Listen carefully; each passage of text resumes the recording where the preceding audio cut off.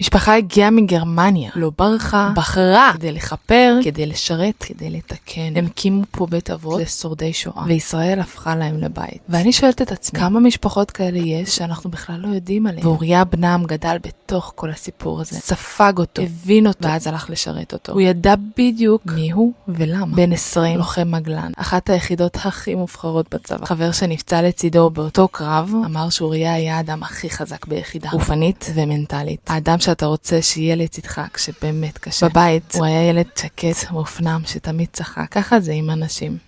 ב-14 בדצמבר 2023 הוא נפצע קשה בדרום הרצועה, והוא לא שרד. הוא מת כמו שהוא חי, שלם עם עצמו ועם הבחירה שלו. אחיו וכל אחיותיו, צוריאל, רחלי, אודליה, כולם שירתו, כולם לחמו, כי זה מי שהם, כי ככה בנו את הבית. המשפחה הזאת נסעה מגרמניה כדי לכפר על מה שהנאצים עשו לעם היהודי. והילד שלהם מת תוך כדי שהגן עליו. ואני לא יודעת מה כואב יותר, שהוא הלך או שהוא הלך כי הוא בחר. הכאב שייך לנו, אבל האמונה שלו תישאר לנצח.